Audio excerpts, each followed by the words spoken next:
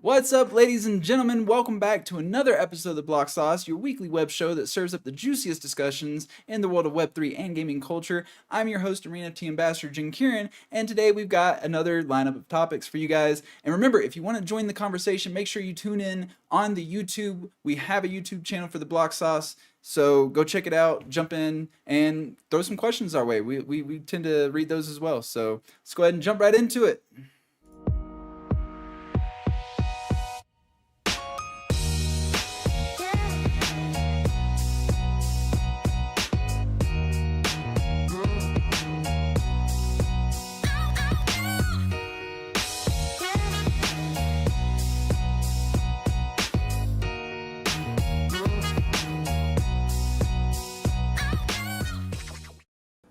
What's up, everybody? We got our panel here. Oh, everybody's misaligned on the names again.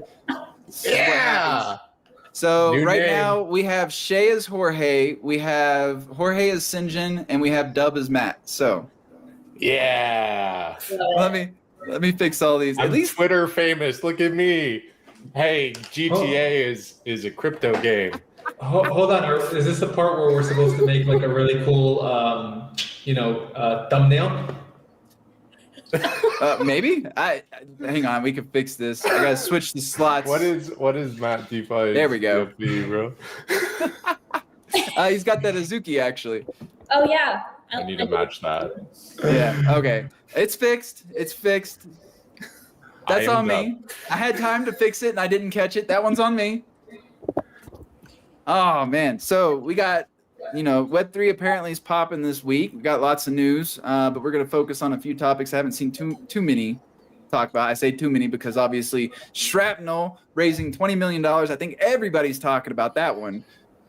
What do you guys think? I mean, I'm bullish on Shrapnel anyway, so. Bitcoin's popping, Web3 is popping, crypto's popping, stock market's not popping, not financial advice. Shrapnel raised $20 million. That's what's popping. Hey, Web3, gaming, that's where it's at. That's where the money's going.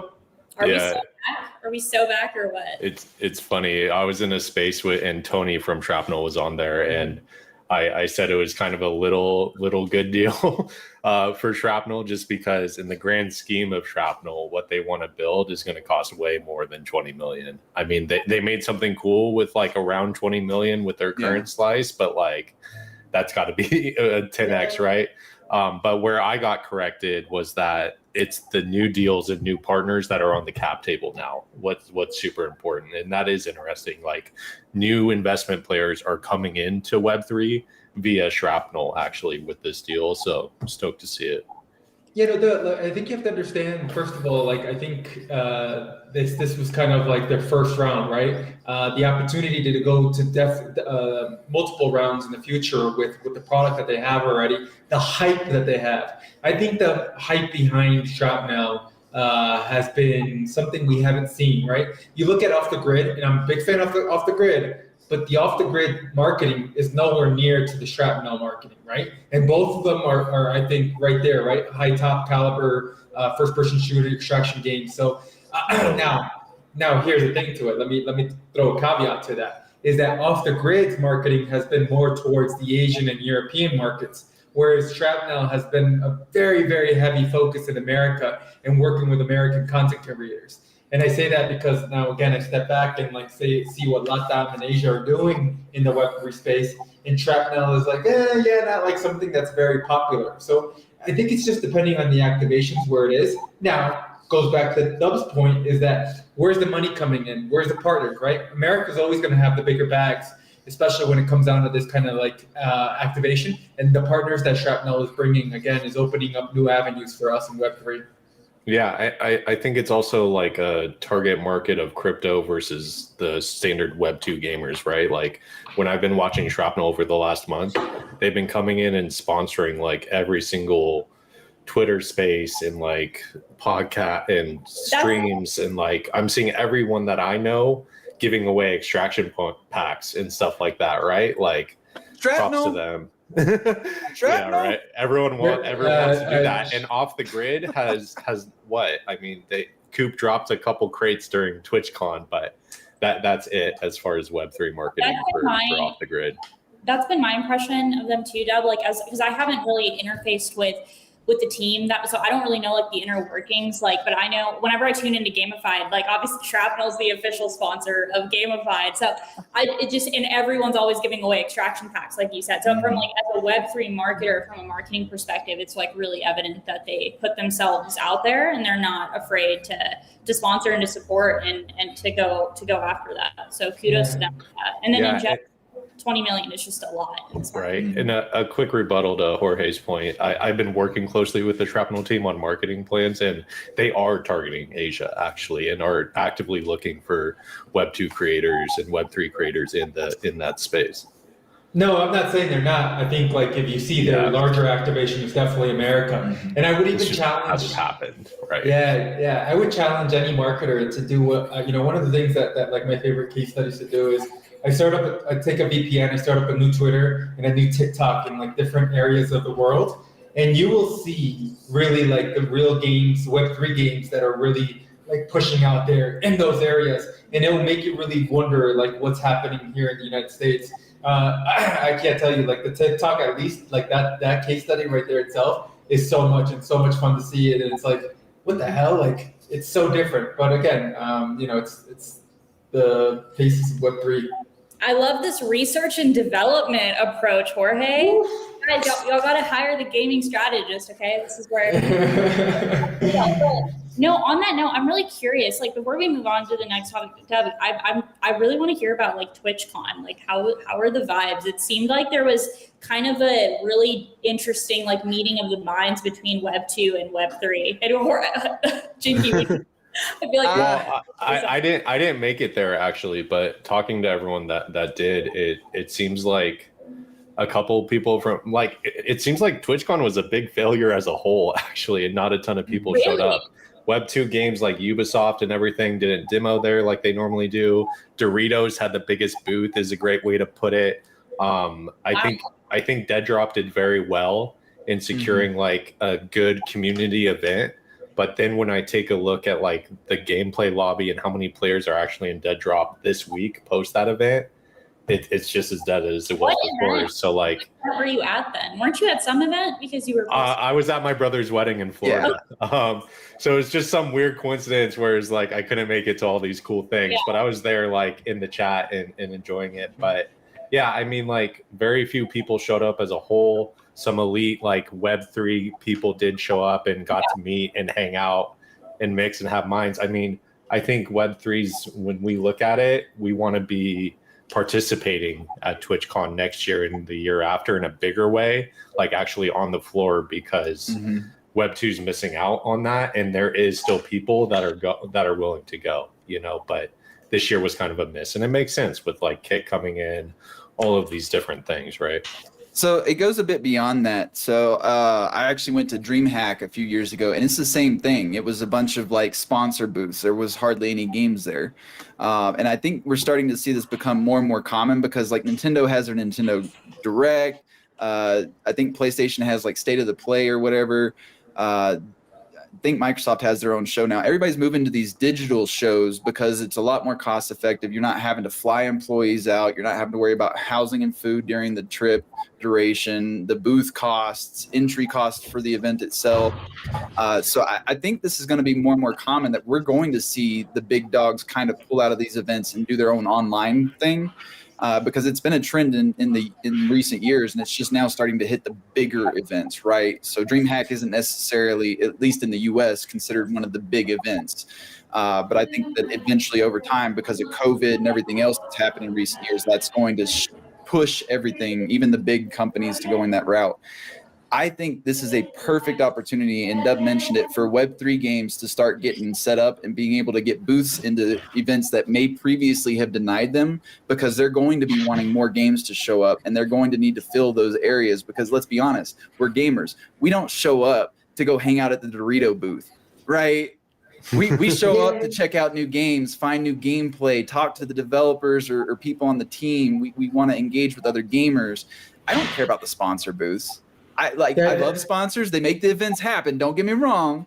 But if I'm going to buy something from a sponsor, most likely I'm going to do it through Amazon or some other online retailer, right? Well, take a look at Elgato, right? Look how many people walked away with a Stream Deck. I think even like Crypto Stash walked away with one, and I know he already has one. You know, like it's a prime place to make a great giveaway offer. And the blockchain is set up to do exactly that. Like, imagine if Off the Grid was giving away these $200 crates, or Shrapnel was giving away the heavy extraction packs to everyone who made it through their booth and did some maze test thing or something cool. Like, there's just so much on the table, and it's so disappointing to see how this market goes about it, because, like, coming from sporting goods, there's just so much more. Jorge's got an avalanche going on over there. There it is. Dude, I have my, it's literally over there. Oh my God. Yo, Shrapnel, can I get sponsored for this? Or else if I don't get sponsored for this, I'm going back to my Red Bull.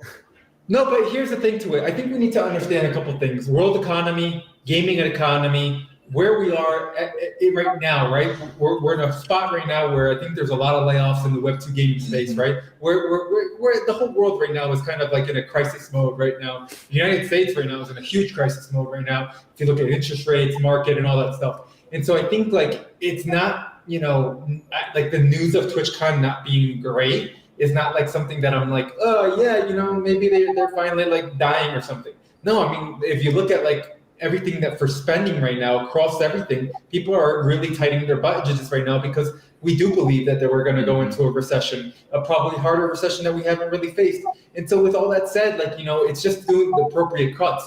Now, let me talk to you more about blockchain. I think this is the opportunity, like Doug was saying.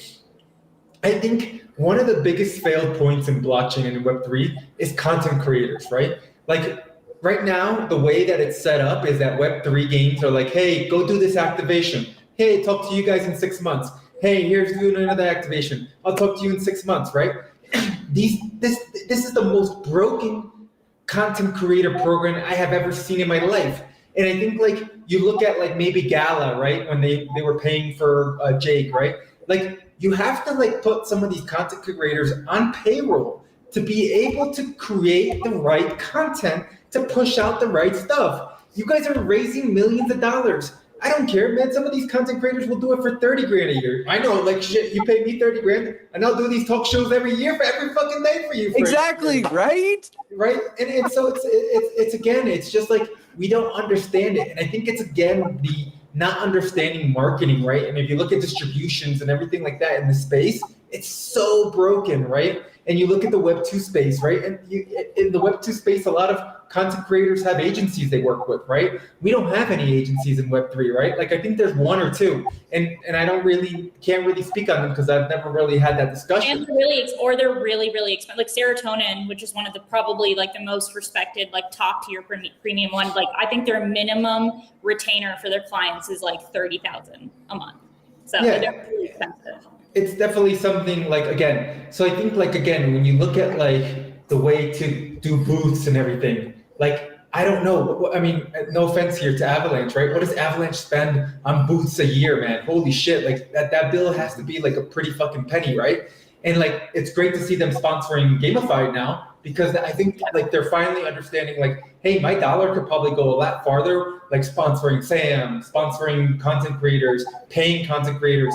Like, I'm surprised no other blockchains or L1s or L2s are doing this. Like, you know, like they're like all about like wanting to get more games, but like help them out with marketing, right? Like, I mean, that's what the whole basis of the issue in the space is. So yeah, I mean, I think like we should see a real big shift in the coming year I hope in the sense of like getting away from these events, not to say getting away fully from the events, but like maybe transforming something where it's either shows or metaverses or whatever it is that you want to say. So yeah, because just to put a nail in it, it can't be a party for all of us to get together and like connect again. It needs to be a user acquisition moment.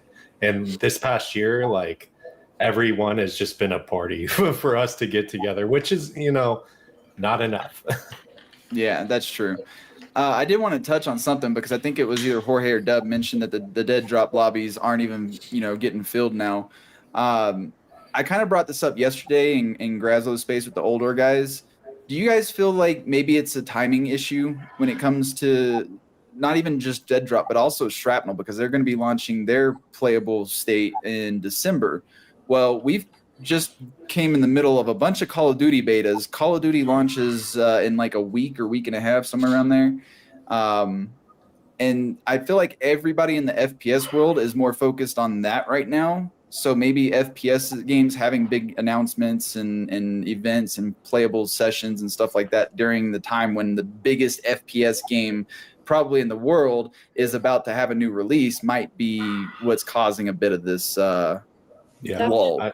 I've been in that pickle before, and like honestly, like customers want options, and allowing it to just be Call of Duty and the finals and like the few that are out there, don't do it. Like I think it's worth being an option out there, especially when big activations are coming, because that just means the FPS category as a whole has a lot more going on, has a lot more people playing, willing to try out something else, and like, yeah, that go for it is my thing, because like the best time is to be when the others are throwing the marketing dollars at the category as a whole and bringing up that whole segment of the market. That's a good point. Your take is kind of the opposite of what Jinky is saying. You're saying it's good for them. It's opportunistic for them to do it. Yeah, it's the perfect time in my mind, because otherwise you're trying to make waves in a calm lake, right? Like it's just no one's there playing FPSs to begin with at the moment, because they're all doing the Diablo 4 MMO or something. Yeah, I still think that like a Shrapnel type game is still struggling with the aspect that they're in blockchain, right? An identity issue of building on the blockchain, right? And I think like Call of Duty, right? First of all, you can't compare it to that because it's got the name already. But if you are, they're still right now in a identity crisis of what blockchain is and how we're building on the blockchain. And I think we've seen this in the news this past couple of weeks. Is like the token that they have is still in question, right, for being an American company. So I think there's a lot of things that like on a marketing, like I feel bad for Tony who runs marketing over there, because I don't know how the fuck he's doing it. But congrats to him, and I know he's a genius, so he'll figure it out. Yeah. But I think they are at a point where they're like, okay, like we're having a little bit of a crisis here just because of what we're building on. And this is the tough part of being about first mover in any industry, right? They're the first move FPS game in Web3 blockchain, them and off the grid and productive disrespect. So it's an interesting time to be in right now. I don't know. I love them both. I'm going to be playing on both, but I'm just looking at the larger market. People who love FPSs in general, they're going to follow whatever's big at the moment, right? They're going to want to play with their friends and play what their friends are playing. It's an attention economy, so it's like there's only so much like attention we can direct like toward something. Yeah, true. And that's where I think about like specifically with my gamer group, who's a bunch of FPS guys. We went and played the heck out of CS2 as soon as we got access to the private beta. Then as soon as launch came out, about 2 weeks after, we just switched back to Valorant. So like gamers are going to switch game. Like as soon as they have a bad game, as soon as they get a bunch of bots every time, or these freaking movement noobs, like they're done, right? And then they want to switch to something immediately. And that's where Shrapnel better be like this beautiful, shiny cupcake that's like, come take a bite, Well, to me, this sounds like with the Call of Duty launch, I should start with Call of Duty. And then as I get people, watching me hanging out in my channel, I should start introducing them to Dead Drop. Once Shrapnel comes out, I should introduce them to Shrapnel. See what I'm saying? Creators, I mean, work. I like it. Yeah, I mean, I think that like, CS2 and like everything, like they have the perfect audience for what blockchain is, right? And what blockchain gaming is. And so it's like, how can Shrapnel, mimic a lot of that, of the Counter-Strike, everything creators that they're doing, and introduce it to them that way so that the streamers that they're watching want to do the same thing and play with their favorite streamers, right? I think the activations need to be somewhat geared or mimicked towards that way. And I think like in anything, right? You do these tournaments that are like, hey, first person shooter tournament. Maybe we do three different games. You do Valorant, you do CS2, and then you do Shrapnel or Off the Grid, right? Like it's all getting creative here, introducing them softly and easing them into what you're building. Well, before we move on to the next topic, we got a comment. There's another topic. We got a comment from the audience. Imagine spending $120 on Modern Warfare 3 just to find out 2 weeks later you love this Web3 game more. I don't have anything against that because gamers are gonna spend money, right? Like the gamers spend money. Like I don't know, like 120. Like I don't even want to know what I spend on what I've spent year to date in my whole entire life in gaming, right? Let alone probably what my parents did before I was able to afford games, right? Like whatever, right? It's probably something astronomical. So like I think that like again the initial spend for the game isn't really kind of what the concern is. It's more of what the spend is during the game and the lifespan of the game and what kind of experience it gives you. 100% on the experience part. I think that's why Modern Warfare 3 is just it's seeing so much attention, is because the experience between it and Modern Warfare 2 is a actual leap. There's been a lot of community feedback that has been listened to. Even during the beta alone, the developers released an update to address community feedback that happened in the middle of a weekend beta. I'm just saying this is a level of feedback and response that we have not seen in Call of Duty in years. So I really hope Sledgehammer Games can hammer it home, keep things up. As far as in-game spend, I'm expecting like previous entries, lots of microtransactions, plenty of skins, new maps and stuff we're gonna have to pay for, the whole 9 yards. But at this point, I think we've all just come to accept that. You do. That's the thing that people need to understand. It's just something that we already like have that connotation of knowing that you're gonna go spend, right? Like it's like shopping, right? Like you're just shopping. The whole market. It's like way in the whole market. I don't want to unveil how much I've spent on Call of Duty mobile skins in the last 2 weeks alone, but I can confirm it's in the hundreds. So I don't know. I don't know about Call of Duty on mobile. I still haven't been able to I don't know. It's just, to me, it's not the same experience. It is. It takes some practice. It takes some finger work if you're going to actually play it on your phone. But if you play the emulated version on your PC through the official client, it plays just like Call of Duty. Like it is literally Call of Duty. To me, like I love the fucking huge ass screen and like being like right there in front of the screen with it, like playing the game. Like guess what? It's got controller support. Plug it up to your TV and go. What about Steam Deck? Would it be better on there? You'd probably have to not emulate. They got that. You can install Windows on the Steam Deck, and then you can probably install the Game Loop client through there, maybe. I don't know. I don't have a Steam Deck. I use Steam Remote Play. It's the same thing, but doesn't require a $300 device. We don't have those kind of like luxury items that you guys do in America. Oh man! So in other news, this is actually a little bit old, but I did not see anybody talking about this in recent weeks. This came out back at the end of September.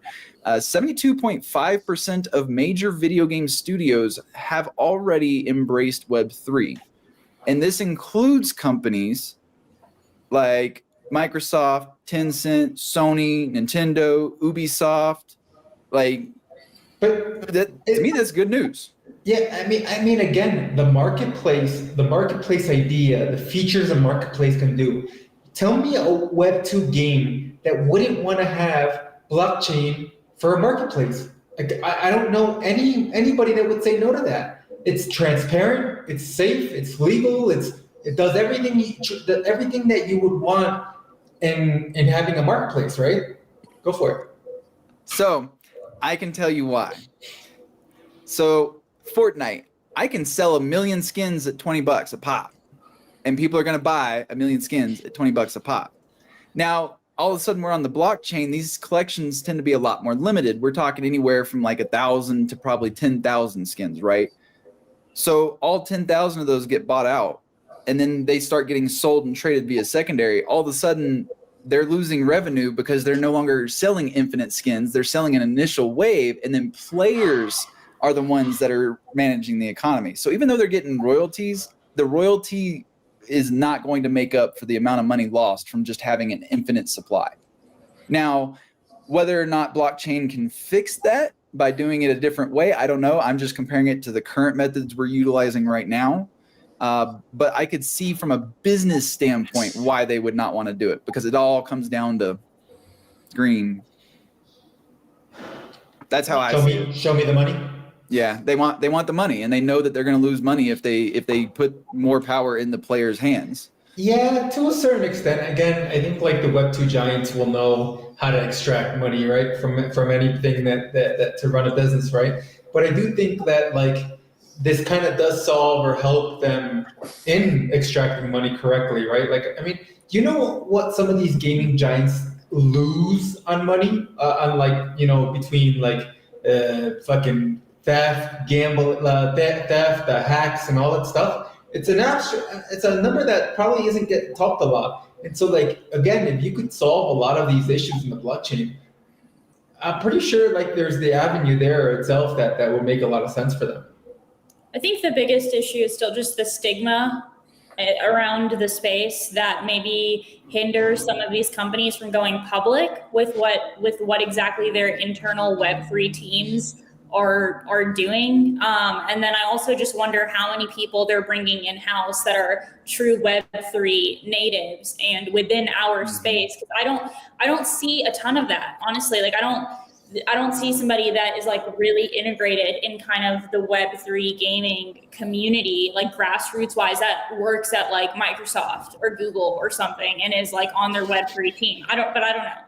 Well, recognize that these stats are based on studio market cap. So when it says 72.5% of studios, it's talking based on market cap. And there's actually a chart that tells which companies are launching a blockchain game, have a Web3 initiative, or have no Web3 presence whatsoever. And this is what I find interesting, because we actually almost had an Activision Blizzard rep on this show once upon a time until they found out it was Web3 and they noped out. They're one of the ones, zero Web3 presence. Aristocrat, Roblox, 37 Interactive Entertainment, Kunlun Tech, Koei Tecmo. That Koei Tecmo is actually surprising, because if I remember correctly, they're an Asian company, and I would expect most of the companies over there to kind of follow this recent shift.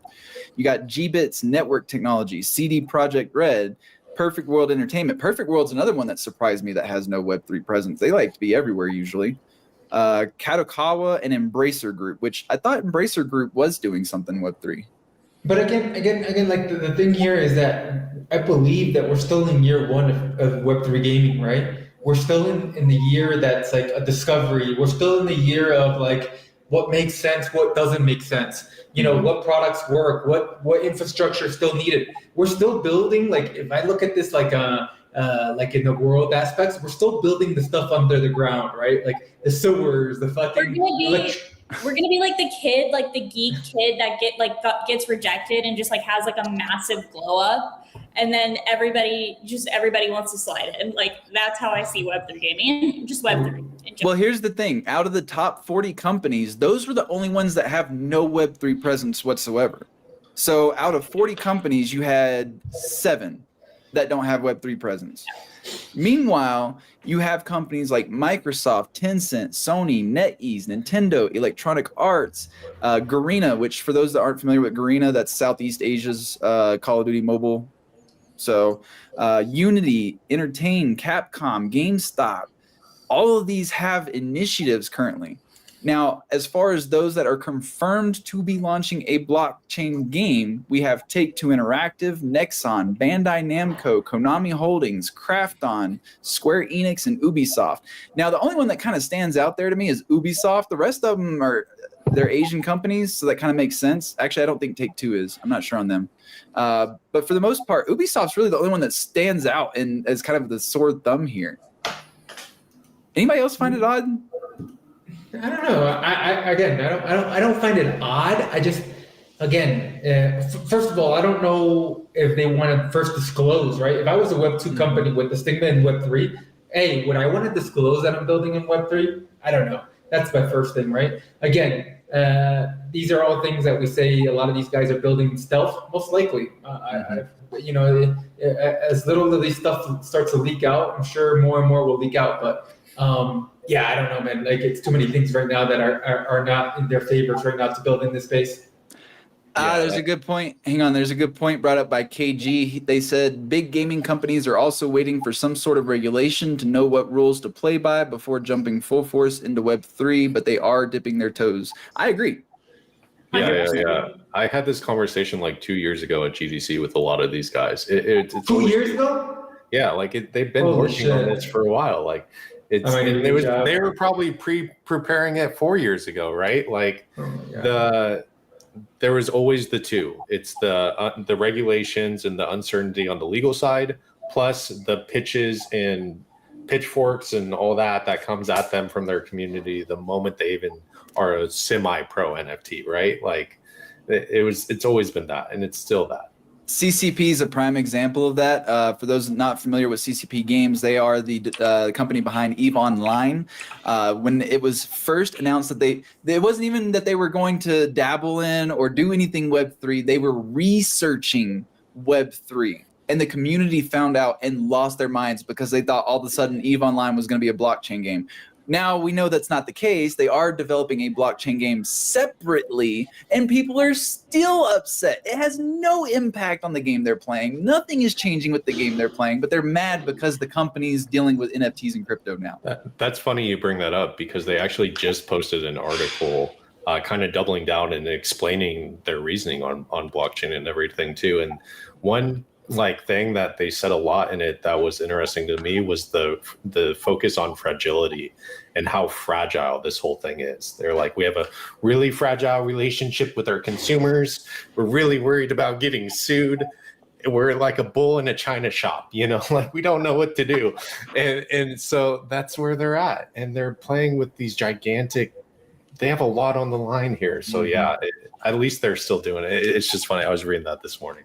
No, well, it's really reflective of, I think a lot of people are in their position. When you think about everything that happened with the Creator League stuff, like fragile is a really good way to put it. And maybe with the upcoming bull market after the halving, if Bitcoin reaches new all-time highs, or just we have a lot of just capital incoming in the space, maybe it's going to take something like that to move the needle for people. Because I posted about Bitcoin on my Instagram stories about just the uptick that it had. And I had people message me asking if I was hacked. Because I had normies message me asking if I was hacked, because they're like, I've only ever seen people post about Bitcoin who are hacked. And I'm just like, what? So when it comes to the fragile relationships, if you're not familiar with CCP's rocky history with their community, that might be what they're referencing. So I love CCP because they are the company that I think literally defines fuck around and find out. And I don't mean that in a bad way. I mean that they are not afraid to try new things, even if it results in failure. Dust 514 was an FPS game that actually had integration and interoperability between the PlayStation game, Dust 514, and the PC game EVE Online. You could actually have your corporation call in airstrikes from players on the PC version to bombard a planet map for the PlayStation version. But where they screwed up was they released it at the end of the PlayStation 4's lifespan, PlayStation 3's lifespan, and never ported it to PlayStation 4. So the community literally couldn't keep playing the game unless they wanted to use their old console. Eventually they shut that down. Well, they also had Eve Valkyrie, which was a VR experience they were selling online. That one was neat. I didn't get to play it because my headset didn't work well with it, and that's kind of what led to them eventually pulling that from Steam as well. They're willing to try and fail, and I think that's what we're going to see here with Web3 is they're going to try this because they're not scared of failure anymore. But that community and the fact that they're anti-NFT. We've had multiple games shut down because I was an avid Eve player. Like, I love the PlayStation game. I probably played it more than the PC client, so seeing that shut down was a big blow for me personally. But I still played the PC version off and on, you know. But the VR also shutting down, it's like at this point, as somebody in their community who plays their games, it is that, is this going to work? Because if this is yet another failure, that's like their third or fourth in a row, right? So it kind of starts to give me doubt as to whether or not I should continue supporting them because they can't seem to get things right. But I'm going to actually hold my breath on this one. You guys know I'm usually the pessimist, but this is the one time I want them to succeed. I think that as long as they listen to the right people, they learn about the tech in the space before they try to go crazy. I think they could really nail something down there because they already have experience with player-driven economies. They have experience balancing what happens when the economy goes off rails and gets exploited. They have experience 180ing decisions and reversing, you know, big changes that were detrimental to the overall ecosystem. This is a company that 100% has the knowledge and experience to make it work. They just need to get the tech people and the Web3 side figured out and how they can mesh the two together. That's where I'm at with them. I'm praying for them. Hopefully they do great. I know this wasn't supposed to be a CCP topic, but it kind of just weaseled its way in there, so whatever. All right, I'm going to go buy a bag now of what's our ticker on the NASDAQ? I don't think they have one. I don't think they're publicly traded. Oh, man. I could be wrong. I could be wrong. What is it on Coinbase? They don't have a token or anything either. Yet. We don't know if that's going to be subject to change, but Look, if US regulation kicks in and there's an ability to do these tokens and everything for some of these games, I think there's going to be a whole nother floodgate of Web2 games exploring that avenue, right? I mean, that is a serious, like, dam right now that is closed, and I think when you open that faucet, it's going to fucking pour in here. Look, I've been telling people for actually it has been about a year now. World of Warcraft is essentially a pseudo Web3 game. They have a token that fluctuates with price based on supply and demand. You can convert it to fiat, even though it's within their own ecosystem. It's store credit, so you know you still end up spending in their ecosystem. If they open that up and they were like, here, we're Web3 now, that would be nothing but beneficial for their game and economy. But for them as a business, I could see where it would hurt their revenue. Again, it comes back to that earlier discussion of, well, now they're going to lose money because the sales are coming through players rather than them. I don't see them doing it, but I would love to be wrong. But meanwhile, while they're putting their head in the sand, pretending none of this exists, we do see bigger companies, or well, not necessarily bigger, but other big companies coming into the space, trying new things, at least looking into it, which is what I would encourage any game company to do, is at least look into it, research it, find out if there's a market fit for whatever you're building, and maybe there's a good reason to implement it. If not every game needs to be on chain. I don't know. Like, I'm not the Web3 fixes everything type of guru. I believe that not every game needs to be on chain. So just do what's best for you and your game, you know? Then we got next up on the list, unless anybody's got anything to add to that. No? Moving on? Okay. Walmart and Outlier Ventures launch incubation program for Web3 startups. Now, we've seen Walmart in the metaverse for a while now, but I think this is the first time they're starting to kind of like throw money at Web3. Pudgy Penguins was a good, I mean, if like their whole focus, as they put it, is decentralized commerce, which is what Pudgy Penguins activation with Walmart. And that's actually a phrase used in this article too, so. Yeah, no, exactly. So it's really interesting. I was honestly really surprised and kind of impressed with Walmart like doing that. And I think they accepted 5 companies into like this accelerator program. And if you look at what the companies are doing, like Hype Lab is one of them, like they're all tackling some really unique problems that like Web3 advertising, Web3 marketing, things like that. And so I'm really interested in kind of following the success of the companies in the cohort. And so, yeah, it's just, I'm impressed and excited to see where it goes. Yeah, it looks like they've got a list of the companies. It looks like Hype Lab, Reveal, Tide Protocol, Token Guard, and Unblock are the first 5. Yeah, and I mean, when you take a look at Walmart, their main existence right now is competing with Amazon. And Amazon is clearly okay with Web3 gaming, right? And Prime Gaming is a clear example of that. And they're going to do everything they can to make sure they're staying competitive and toe-to-toe with Amazon, because they see Amazon spending in it. They see Amazon playing in it. Then they know that this is the future war that's going to come. And like, if it's the only concern I have is that Walmart will cancel and churn through stuff like butter. Like I've seen projects get adopted, get signed on, go to market, literally land in the stores, and then 3 days afterwards, the performance is not good enough. Sorry, guys. So, and that's just their business, and it works for them. Like, even the Pudgy Penguin stuff, like I grimace at it, because if it had gone well, we would have heard about it by now. And because we haven't, it clearly isn't going well. So Dub said it, not me. That's where I'm at. Y'all better clip that little button on the bottom that says clip. Take it and then post it, and then tag Luca in the post. All right.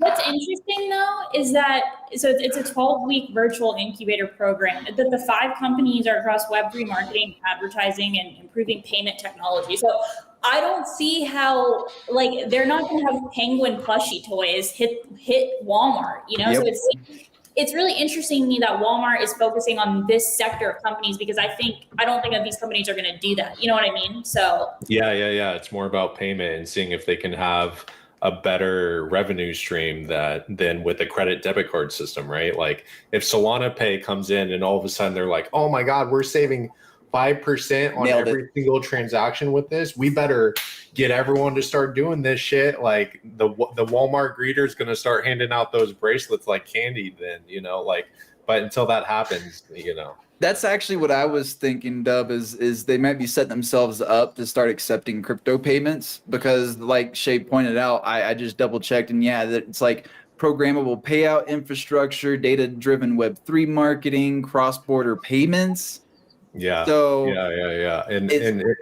That's funny, because back in my day, I watched these retail orgs go from very cash heavy to credit debit to Apple Pay, and like the amount of money that these retail orgs saved on each one of those steps is why they went and took these gigantic leaps and making that happen. Just it all comes down to brass tacks and saving some percentage on their operational costs. Yeah, I mean, your margin lines are like fucking really, really thin, right? On most of these stuff. So like anytime you could able to, save 5 cents. 5 cents is a huge fuck. You're talking about like, a couple million products here. And so, and then, instant delivery is another thing, right? Like one of the things about merchant services and merchant payment services is like a lot of the stuff you get paid next day, you don't get the money to pay, all these things, right? And I think if you look at like what we're building, right, most of the stuff is instant, right? And then you look at like the ability to incorporate the blockchain technology across the world, right? Because a lot of these stuff do offer worldwide shipping, right? I mean, you look at Amazon, it offers worldwide shipping. I think Walmart offers worldwide shipping. And so like you're now uncovering some different parts of the world that would probably want access to some of the stuff that we have here. I know in Ecuador, man, I can't tell you how much money I saved because I don't have Amazon here. I mean, I have Amazon, but it just costs a lot more money. But they don't do worldwide shipping, FYI. Who? Walmart. Okay, yeah. So I know Amazon does. And so like, again, it's just like, it's access to certain products that would allow them. So again, instant payment from somebody that's in a different, using a different currency would change the world. Sorry, Jorge, I think I'm going to need you to repeat all that. Sam came into the chat and said that you have the cleanest haircut in Web3, changed my mind. So at this point, once he said that, all I could do was stare at your hair the rest of the time you were talking. I don't know what you said. I love Sam. Oh my goodness. Oh, man. If you guys haven't tuned in here, let me do a plug for Sam. Oh, here. Thursday, gamified. I can't do the Wednesday. Thursday Rumble, right? Or is it Tuesday? Tuesday Rumble. Wednesday Gamified. Thursday's Block Sauce. There you go, guys. Damn it. I was like, I messed up the intro for him. He does such a phenomenal job at intros. I was trying to do an intro for you. Sorry, bud. Forgive me. Man. But anyways, continue on. That was gold. That was great. That was gold, more gold than man. your hair, Jorge. That was great. Goes like Bitcoin. Oh my God. So did anybody have anything else to say on the Walmart topic? Because if not, we got one more we can probably throw in real quick. One more. Let's go. One more. Get it in before that 11-minute marker. Shay, go for it, because you're the one that proposed it. For what? For the next topic? Yeah, ETH Lizards Illuvium. Oh yes, I'm hyped. Why are you hyped? Tell me why you're hyped. I gotta hear this. Exactly. You gotta spread give me the the word. lowdown on why you're hyped about Illuvium and ETH Lizards. So okay, they're kind of rolling out this announcement in phases. So I haven't checked like today or yesterday, so I don't know how much more has been announced because they're kind of doing like a tease campaign. But I mean, first of all, nobody is surprised about ETH Lizards and Illuvium being a partnership. That's why I want to know why you're hyped. Yeah, but okay, because I think like I'm really bullish on Annie and his views on interoperability and how it's kind of a buzzword, and like you guys can confirm because you guys are like actual gamers, like in the weeds, like gamers don't really care about bringing their assets for like into other worlds from other worlds. And I just think what they're building with Battle and the Beyond is just goes beyond. It's just not interoperability as a buzzword, and I think it's going to merge the two ecosystems like really well together. So I'm impressed and I admire it. I admire the part union just as a business person. Yeah, So- I mean, but based on today's conversation, right? Like this is a great way to like follow up. We've just talked about how Web 2 gamers are still not in Web 3. How Shrapnel, which is like the pro and off the grid, are probably the closer games that don't have blockchain down your throat and are starting to get a little bit of adoption. You go to a game like Illuvium, that you need a fucking token, an NFT, like it's like bam, right in your face, like hey, like and hey, let me tell you something. I'm a big fan of Illuvium, right? Like let me put a disclosure out. Now, they have only captured the Web3 gaming market. I don't know how they will capture the Web2 market. I don't know that, right? I can tell you by the looks. And so, like, I don't know if that's a partnership. First of all, do you know what type of computer you need to have to be able to run Illuvium's games? Hang on. So this isn't necessarily focusing on Illuvium. This is a separate platform, and what she's talking about, because I do have some background knowledge. I don't know how much I can discuss, so I'm not going to say too much. But basically, what it is ETH Lizards is developing a platform that you will be able to use your Illuvium NFTs in. Right, so it's a separate game that I believe will be played in the web browser. I could be wrong on that. Don't quote me. No, you're right. No, you're right. And you'll be able. It's essentially the first phase of interoperability, and it's what I've been telling people. It's not interoperability is not me being able to take my World of Warcraft dragon into Grand Theft Auto. What it is it's Grand Theft Auto being able to verify on the blockchain, I own that dragon mount in World of Warcraft. And with that information, they can be like, hey, since you own this, we'll give you a dragon-themed car skin in our game. Right? Okay. That's what interoperability is. Yeah. And that's essentially what they're doing. I'm more stuck on that. Like, you're still stuck in the same bubble, right? Like, again, you guys. Well, this is one of many. They have plans for more. Well, So Illuvium is just the first phase. Right. Maybe And I that think Lizards is. I'm more like I don't really have an interface with Illuvium's team a lot. I just know that ETH Lizards vision, they're going to build like a suite of products. Which and I just think if anybody's heard Annie on Spaces, you guys have talked to him. Like he's a gigabyte. Like he understands the space really well. So yeah. Look, again, I go back. I'm a business person. At the end of the day, like I'm a business person for everything I do, and I look at ROI, revenues, how you're going to do that, who your audience is, right? And I just want to make sure some of these teams are around for the next 5 years, right? And I'm not here to say like that they're not going to be around. Maybe like they do like figure out something. Again, how is it teaming up with certain things that are already like such an obstacle to play with, such an obstacle for people to understand the best way, right? That's I don't need to know the answer. That might not be even. There might be an answer that you'll be able to say, yeah, Jorge, you're wrong. Cool. Like I'm okay with that. I'm just giving you the outside look from a business person. I want to hear from Dub because aren't you one of the content creators for? Yeah. So I'm fully behind the scenes too on all this crap, right? Okay. But beyond that, there's a tone that's being set that is actually a new style of marketing that I think is happening like a little bit everywhere. And it's the Dead Drop's doing it right now too with their UGC content creator, create your own game mode. So now ETH Lizards can come over and also make a game mode in Dead Drop and this kind of stuff. And by delivering a product that's finished and is like this auxiliary product, now it's the other guilds are looking at the space and are like, oh, I could go make a side game using Illuvium assets and stuff like that. And then that's that much more marketing. That's that many more activations, because that's that many more bubbles that are attached to your bubble that has the, it's just user acquisition. And I think it's a really good way of doing it. And it's a new way of doing it, like UEFN, like this is all the same thing. This is just blockchain's way of doing it, which has another layer of interoperability. And there are benefits to have here. So the more games they pull into this platform, right? Let's say they start working with Shrapnel and Off the Grid and all these other games, and all of a sudden my NFTs from all these different games that I've already purchased, I already own, can all of a sudden be used on this other platform. Well, what happens if games start shutting down? Well, now my NFTs still have some sort of value. They still have some use case outside of that game. So there's a lot of benefits here. I agree with Jorge, like to get into it initially can be rough. So I don't see this as an onboarding measure. I see this as more of just a value add for existing like a retention. It's more exactly. Retention. Yeah. That makes sense. Sorry.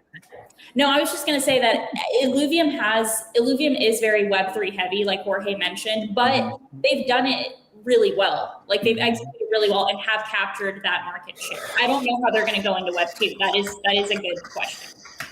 Well, they better hurry up because I know they're running out of cash. Oh, hey, it's public. It's public. Yeah. I mean, come on. You guys are going to get me fired. I'm trying to keep good relations with all these people. It's so that was a little spicy, okay? I know, right? Like, look, at the end of the day, look, I'm still friends. I'm friends with most of the people that live here. I'm friends with most of the people that lead Lizards. I'm friends with everybody. But it's just hard truths. These are just this is the world we live in, right? Like, it's like in anything. Like, if you have a grocery store and your main product is milk and you're not selling milk, well, guess what, guys? Y'all better figure out how to sell the milk, right? Like, or figure out another way to bring in another revenue. Maybe it's eggs. I don't know. But like, it's simple little things like that I have to look at and say, okay, how are you going to bring in users? How are you going to make money? How many users do you need, right? I think that's always the biggest question I always ask most of these projects. Like, how many users do you need to make profit, right? And it's a question that like I think people don't really like go that profound and understand it, right? Because I think there are users that will come onto your platform, but then out of that users, you need them to spend money on your platform or spend the money to get into your game, right? Kind of like why these games sell for whatever they sell for. And so like, again, it's just like, I don't think fully that some of these game developers, when they're building this, they're understanding, hey, I actually have to put food on the table after I run out of my money that I raised $4 million or $40 million. Sam said Jorge's dairy farming when everyone else is in blockchain. So, in Ecuador, right? I mean, well, there is kind of a point here that I didn't really consider. So they're not selling their own collection for this platform. Where is the profit? Like, is this just not a profit-driven venture? Is this something that they're just doing for the users, or is there a game plan to monetize later? ETH Lizard Boy, are you here? Dub's like, I don't know. I just play the games, man. I mean, I'm not going to complain either way. As a user, this is nothing but beneficial for me. But I can agree with Jorge's points. Like, how sustainable will it be, and will it bring in new users, or is this just kind of a? And remember, you have to have users spend money, right? It's about partners.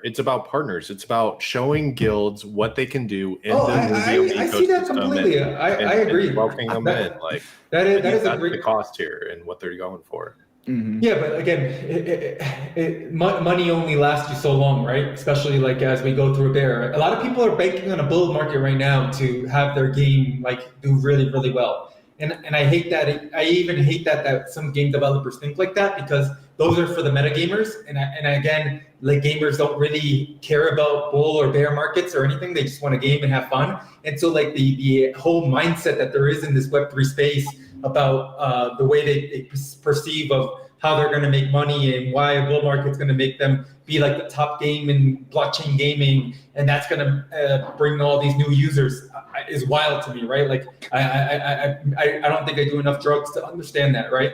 And so, I'm still back at, like, A product makes you $4.30. B product makes you $1.30. Which product am I going to push? How am I going to keep the lights on in 2 years, 3 years from now? Most of these game projects don't have a fucking business plan past year one. That's my number one common question before I become an advisor on any project. Give me your 3-year plan. Where do you want to be in 5 years? And they're like, 5 years? Like, how about 6 months? And I'm like, and you want me to be an advisor for 6 months? Like, I don't know. Like, and the plan cannot be just to extract liquidity from your community through mints, or just try to mint like your assets. That's just no. So this is what I think I could see happening, because Dub has a good point. Partnering with games. Well, what's to stop them from launching their own collections that work inside of the games they're partnering with too? So there is actually still room for them to be able to monetize and bring in some revenue for this. But I'm not sure that this is necessarily what they're aiming to be, like a money maker. I think this is more like for the community and for, like, getting more games names out there. That's kind of what I'm looking at. But I'm not super in depth. Like, I don't know all the background info. I'm just kind of involved. From each user's point of view, I think it's just for and maybe Dub can chime in more. It's like demonstrating their aptitude to be able to build these kind of products and platforms. Yeah, I mean, it's wicked sick in my point of view. Like, I love it. I mean, I know they're big on investment and stuff and everything too. And like, this really shows that you want ETH Lizards to be invested into you, because not only is ETH Lizards going to invest cold hard cash, they're going to invest dev time, which is like the most valuable thing in Web3, like more than cash. So I'm honestly more bullish on ETH Lizards than Illuvium, like, in this, like. All day. I mean, look, I think the ETH Lizards team, between Annie, Lens, all those guys, like, they're very super ultra smart guys.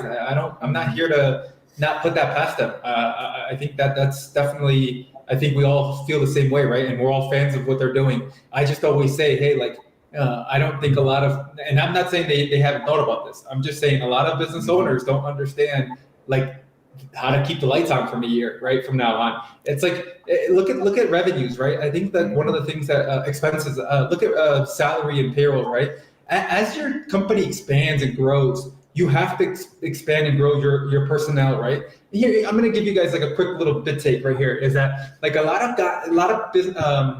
game developers right now are spending money on dev, marketing, blah blah blah. You know, one area that has not been spent much money on, that most of these guys probably don't even realize, or won't realize it till their game is live, is customer support, right? It's like, do you understand how much support some of these games have, especially for A, onboarding, B, once you're in the game, any of this stuff? Like, there's just so much when it comes down to expenses that people don't realize in game development, that in a year from now, they're going to be like, holy shit, I don't think I have the money to be able to hire, fucking Jim Carrey to pick up the phone and say, hey, thank you for calling, Ubisoft. Well, how can I help you today? Whatever. Like, the little shit, right? I mean, like, there's just so many expenses that still are not factored into game development in the future life of the game that people don't realize today. That's across, like, have you guys ever, it's kind of across the space, which I hate. Have you guys ever tried to contact or been in touch with Coinbase's customer service? It is the absolute worst. I mean, it's nothing new. It's a global issue. This is sport. This was in sporting goods too. I spent my life fighting this thing, right? Like, it's great. AI is going to impact this market. I was just going to say so much more, because, like, you can literally take a photo of a bike now that's broken and get detailed instructions and your tools and everything, like, from ChatGPT, and that just eliminated my 300-person bike team customer service that I set up for this previous company, like, with one freaking bot. Like, and I think that's the assumption that everyone makes, is that by the time I need it, there will be a service provider to provide it. And that's the biggest fallacy that so many people run into. No, I have to. Yeah, I was gonna say I have to agree. I was recently working on my website, which I pay for a private server, and I was having some issues. And I went through probably 6 different websites trying to figure out where I can get help, who can help me. I went to ChatGPT and had everything working in an hour. Why? Why is it so much easier to use AI? I hate this, but I love it. Sometimes you still need a human. I think if you're troubleshooting like a tech issue, like you need like IT tech support. I agree. Like an AI bot or something could probably help you out. But like with Coinbase, like because first of all, they're handling a lot of money. And like recently they just like locked my account. And I'm talking to like one of their a lot of money. Yeah, and like they won't give me a reason, and they're just like, your account is locked until November, whatever. And I'm like, can you? And they're like, it's just security reasons, like something in their algorithm. I don't know if it's like my wallet recently got stolen, so I had to like freeze my credit. So I don't know if somehow that went back to like Coinbase, and they decided. But it's like, how can I unlock my account? Like you're not even giving me a reason why it's locked, and now I'm just like at the mercy of you. Like that is so centralized. Now put that whole theory right there that you just said in a game that you have all these assets on, that you spent all this money, that you're locked out of, and there's no customer support. Are you gonna FUD the game on crypto Twitter tomorrow or tonight? Yes. Probably. You're on Instagram. I did it. I took the high road. I'm a good guy. I was gonna say, how many Web 2 games do that? Warzone just shut down and rugged everybody of hundreds of dollars of skins. Yeah. So again, it's just like little things that I tell people, like the people don't realize about running businesses, right? And then these are great examples here that people that like, okay, yeah, AI might help you, and I think AI will probably help 70% of what you need to do. At the end of the day, you still will need somebody to control the AI bots, right? The AI can only do certain so much before human interaction needs to come in to make sure, hey, maybe we got to fix this workflow. Maybe this something is wrong, right? At the end of the day, you need certain things. And I think that's, again, back to what I get back at. When you look at like all these seed investments, and I can tell you, I look at maybe one or two projects a day, and I look at like the way that they do expenses, right? Some projects don't even share with me their financial projections, because they're like, I don't know that. Like, what does that mean? And I'm like, you want to raise $2 million. What do you mean you don't know like what a financial projection is? What do you mean you don't know what a data room is? And so like, yeah, I mean, I think it's just like a lot of aspects of business that is left out in Web3, because the problem is that in Web3, the past 2 years, you had a really pretty pitch deck and you were able to raise $40 million. And it was a really good way of getting rich, get quick. Hey, crypto at space, you buy this NFT, you're able to 10x it, dump it tomorrow. There are so many things that the Web3 space has done that allow people to monetize. And so I think now that we're starting to finally get to that breaking point where people are saying, I want to invest in good projects, I want to invest in good founders. Well, now we're finally seeing that next step in the evolution of Web3 gaming. Well, does anybody have anything else to add? I do want to say I want to say real quick, thank you, Jorge, and your haircut for apparently getting me a new job. Thanks to you. Sam says, I want Jinky to be my customer support rep always. What's going to be the company name, though? We got to ask Sam. Oof, that's like, he will have the best introduction for that company. I will tell you that. You better hire him. I need that employee handbook with Sam's personal written greeting. Yes. So that way, every time I answer the phone, I've got a banger lined up, you know? That's not going to work in customer support, buddy. You don't want to start with something like that when someone's got a big issue, dude. Yeah, I want it to be like, welcome to the greatest, biggest, the God of all gods. Like, however he does it, man. Like I get amped. I was upset yesterday that I was 8 minutes late. I was trying to get off with a client yesterday, and I'm like, hey, I gotta go. I have another meeting. Meanwhile, it was to get at least you got to tune in. I couldn't tune in, and I was having FOMO. I was like, I need to listen to these intros. But no, we need to get Sam to write us a Block Sauce intro. Well, I love our theme song. It's really vibey, but still. Yeah, Sam, come on, help us out, buddy. We want to be cool like Share you. Your gifts. We're trying to get to 5 billion views, Sam. Look, 5 billion. Maybe I just need to get more creative, because whenever Sinjin came back and I had that intro for Sinjin, we had a lot of positive reception there. I was told I could even rival Sam. I'm just saying. There were sound effects.